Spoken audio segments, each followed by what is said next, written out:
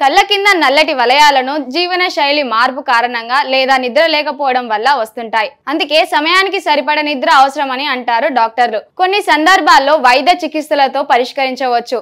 నిరంతర లేదా తీవ్రమైన కేసులకు చర్మ ఫిల్టర్లు లేదా లేజర్ థెరపీ వంటి వృత్తిపరమైన చికిత్సలను పరిగణించవచ్చు.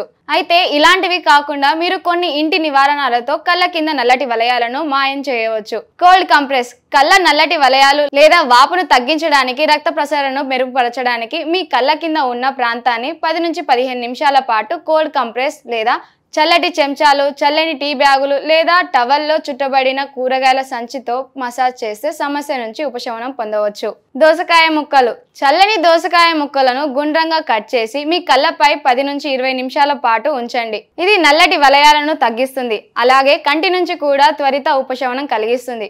బాదం నూనె కళ్ళ కింద చర్మాన్ని తేమగా, కాంతివంతంగా మార్చడానికి బాదం నూనెను సున్నితంగా మసాజ్ చేయండి. ఇలా ప్రతిరోజు చేస్తూ ఉంటే నల్లటి వలయాలు సమస్య నుంచి బయటపడవచ్చు.